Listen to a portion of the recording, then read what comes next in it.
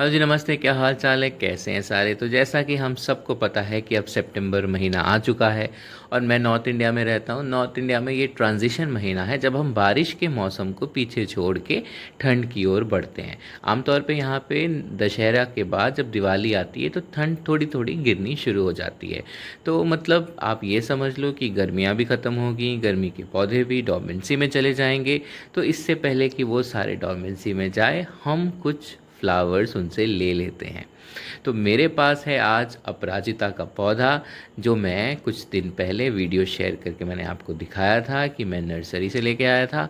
आज मैं उसको पॉट करूँगा, मतलब नर्सरी बैग से पॉट में डालूँगा। तो मैं उसके पहले मिट्टी बनाऊँगा। जैसा कि आपको पता है मैं मिट्टी कैसे बनाता हूँ। तो ये मेरा 8 इंच का पॉट है। इसके नीचे मैंने एक न्यूज़पेपर डाला और जो मैंने कचरा सुखाया था, मतलब किचन वेस्ट यानी प्याज का, केले का, उसको सुखा के अच्छे से कॉम्पैक्ट इसके बेस में किया। फिर ये मैंने नीम खली डाली। नीम खली क्योंकि ये एंटी फंगल और पेस्ट रिपेलेंट होता है। थोड़ा सा एंटी फंगल साफ पाउडर डाला जिसको मैंने पॉट के वॉल्स में भी लगाया, क्योंकि क्या होगा जब आप पानी डालोगे तो ये गीली होगी, गीली होगी तो ये गलेगी, गलेगी तो इसमें माइक्रोब्स और बैक्टीरिया पैदा होंगे जो आपके पौधे को नुकसान कर सकते हैं। तो अब ये जो मेरी मिट्टी है ये पुरानी मिट्टी है जिसको मैं रिचार्ज करके इसमें अपराजिता लगाऊंगा। तो मैंने वर्मी कंपोस्ट डाला आधा किलो के करीब, फिर मैंने थोड़ा कोकोपीट डाला और ये है राइस हस्क, जो आपके मिट्टी को भुरभुरी यानी ड्रेनेज वाली मिट्टी बनाता है और यहाँ जहाँ पे पानी नहीं ठहरता। लेकिन इसका एक प्रॉब्लम ये होता है कि इसमें वक्त के साथ जो है फंगस कभी कभी लग जाता है। तो आपको इसको पहले जो आपको ये भूसी है जिसको हम लोकल लैंग्वेज में बोलते हैं यानी राइस हस्क, इसको अच्छे से धूप दिखाना है। धूप दिखा के इसको एकदम सुखा देना है कि इसमें पानी का अंश ना रहे। फिर फंगी साइड तो आपको ज़रूर डालना है और नीम की खली तो आपको डालना ही डालना है, ताकि अगर कोई फंगस कल को पैदा हो तो उसको नीम की खली देख ले और फंगस को पनपने ना दे। फिर ये मैं डाल रहा हूँ अपना सरसों खली का पाउडर, क्योंकि अभी ठंड आने वाला है, सरसों खली जाएगी जाएगी। और ये है बोन मील। बोन मील इसलिए क्योंकि अपराजिता है, बहुत सारे भरे पड़े फूल आते हैं और ये ब्लू वाला वेरिएंट है जो मैं आज रिपोर्ट कर रहा हूँ। और ये मैंने डाला एप्सम सॉल्ट यानी मैग्नीशियम सल्फेट। तो कुछ ऐसी चीज़ें हैं जो आपको रखनी चाहिए। जब मैं भी नया गार्डनर था मैं भी सोचता था कि यार ये सब क्यों रखूं, मतलब क्या फ़ायदा है, कुछ ही एक दो चीज़ ही रखता हूँ, यूज़ हो जाता है। लेकिन जैसे जैसे आप अपना बालकनी गार्डन हो या टेरेस गार्डन एक्सपैंड करोगे, आपको समझ में आएगा कि इन सब चीज़ों की इम्पोर्टेंस क्या है और कब कब यूज़ करते हैं। तो देखो मेरी मिट्टी बहुत भुरभुरी बनी है, मतलब बहुत अच्छे ड्रेनेज वाली मिट्टी बनी है। मुट्ठी में बंद नहीं हो रही और फ्री फ्लो है, जैसे आयोडाइज नमक होता है ना, फ्री फ्लो, वैसे मेरी मिट्टी बनी है। तो ये मेरा अपराजिता का पौधा है।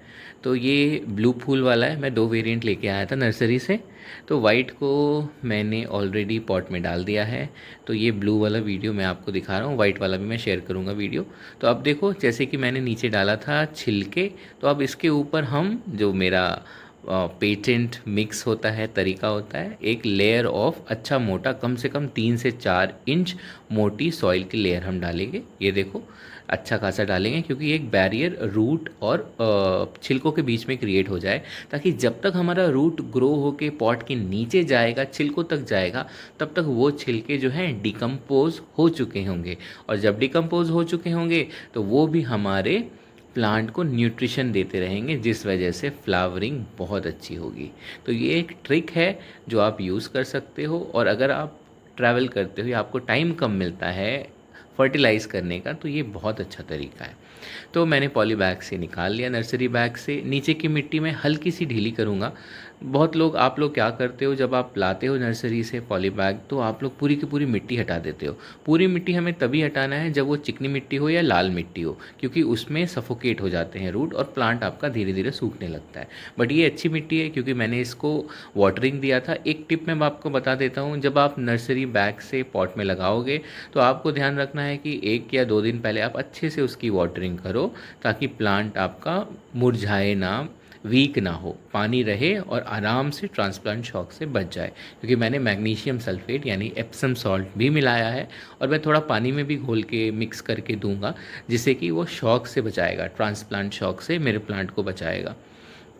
और आपको हमेशा रीपॉटिंग हो या ट्रांसपोर्ट ट्रांसफ़र हो, ये आपको शाम के टाइम पे करना है। तो देखो मैंने जिस लेवल तक मिट्टी होती है उसी लेवल तक आपको मिट्टी डालनी है आपके पॉट में। तो जिस लेवल तक मिट्टी थी मैंने पॉट में मिट्टी डाल दिया। मेरा प्लांट अभी पॉट में यानी अपने नए घर में जाके बहुत खुश है। देखो आप नीचे में एक छोटा सा प्लांट है, मुझे समझ में नहीं आया ये इसका बेबी प्लांट है क्या, मैंने उसको रहने दिया है। कुछ दिन मैं ऑब्ज़र्व करूँगा, अगर वो जंगली पौधा होगा तो मैं उसको निकाल दूँगा। और देखो अपराजिता की बेल है, ये एक बेल वाला है, तो मैं इसको बेल की तरह छत पे चढ़ाने की कोशिश करूँगा। इसलिए अभी इनिशियली मैंने एक छोटा सा सपोर्ट दिया है दोनों तरफ, जिसमें मैं इसकी बेल को वाइंड कर दूंगा, मतलब लपेट दूंगा। फिर जैसे जैसे ये बढ़ेगा मैं इसको ट्रेलिस के सहारे या नेट के सहारे अपने छत पे भेज दूंगा। तो आप लोग भी अगर अपराजिता नहीं लगाया है तो जल्दी लगाइए।